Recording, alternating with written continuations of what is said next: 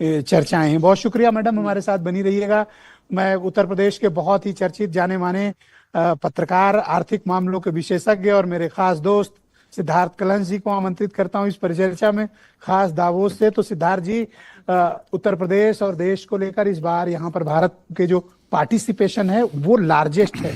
आप क्या मानते हैं दावोस से इस बार भारत के लिए और उत्तर प्रदेश के लिए क्या खास होने वाला है? ब्रजेश जी, आपको बहुत बधाई। उत्तर प्रदेश से पहली बार किसी पत्रकार को आज हम दावोस में देख रहे हैं, और थैंक यू। उससे भी ज़्यादा बड़ी बधाई इस बात की कि उतनी ही फ्लॉलेसली आप वहाँ से इस डिबेट का संचालन कर रहे हैं। जिस तरीके से आप यहाँ इसी स्टूडियो में जहाँ हम लोग बैठे हैं यहाँ आप करते थे, उसी तरीके से। तो आपकी तकनीकी टीम को भी बहुत बधाई, और आपको इस जमा देने वाली ठंड में वहाँ से उसी गर्म बहुत जोशी ठंड के पड़ साथ। रही है, पता है मैं बर्फ पे खड़ा हूँ, जी, चारों तरफ बर्फ है। बस बिल्कुल। किसी तरह कॉफी, ताकि जल्दी डिबेट खत्म हो तो मैं निकलूं। उत्तर प्रदेश का प्लीज गो अहेड। इस बार का जो WEF है इसलिए भी महत्वपूर्ण है कि देखिए, जो आपने चर्चा की शुरुआत में कहा कि वर्ल्ड ऑर्डर में हम जिस तेजी के साथ बदलाव देख रहे हैं, बहुत एग्रेसिवली अमेरिका इस बार वर्ल्ड इकोनॉमिक फोरम में पार्टिसिपेट कर रहा है। बहुत सारे लोग वहाँ से, अमेरिका से आए हैं।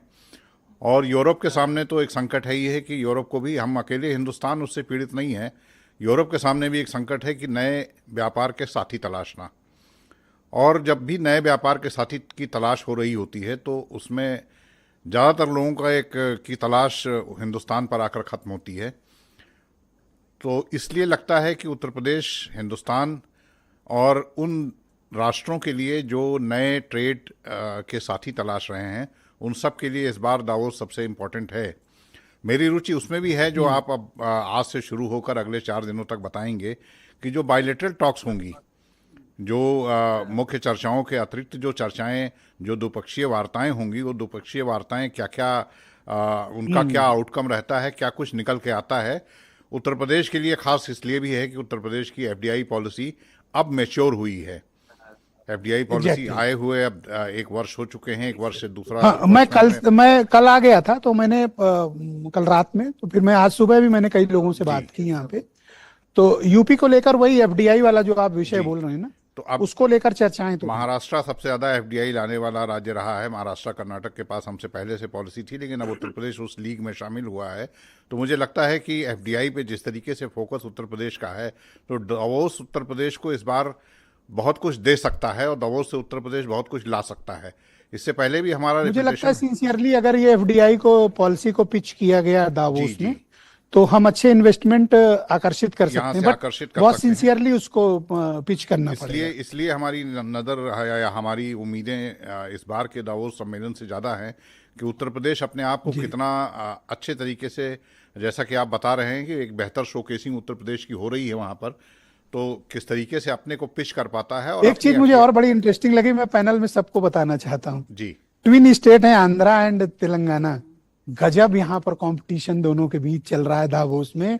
आप यकीन नहीं मानेंगे कि बाकी तो देश के बाकी राज्यों की चर्चा अलग है, इन दोनों ने पूरी जान लगा दी। और खास तौर पर आंध्र प्रदेश ने तो इंडिया पवेलियन के बाहर अपना बड़ा एग्जीबिशन सेंटर तैयार किया है, और खुद वहां पर चंद्रबाबू नायडू जी, वहां के मुख्यमंत्री, बैठे हुए हैं। ये मतलब बड़ी इंटरेस्टिंग बात है कि आंध्रा जिस तरह से दावोस में भारत को डोमिनेट कर रहा है, वो बहुत ही अपने में बड़ा सुखद आश्चर्य मुझे प्रतीत हुआ।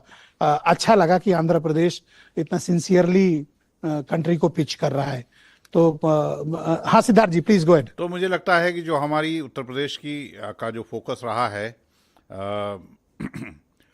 अल्टरनेट एनर्जी पर जो उत्तर प्रदेश का फोकस रहा है, डेटा सेंटर्स पर जो उत्तर प्रदेश का जी। फोकस GCC पे रहा है, ग्लोबल कैपेसिटी सेंटर्स, कई सारी ऐसी चीज़ें हैं उत्तर प्रदेश में पिछले कुछ वर्षों का डेवलपमेंट है जिन जिन पर दावोस में कुछ हमें सुखद परिणाम देखने को मिल सकते हैं with the FDI policy in hand. की हमारे पास आज FDI पॉलिसी है जहां कंपेयर टू जी। महाराष्ट्र और कर्नाटक एक बेहतर सोप्स, रिबेट्स एंड कंसेशंस हैं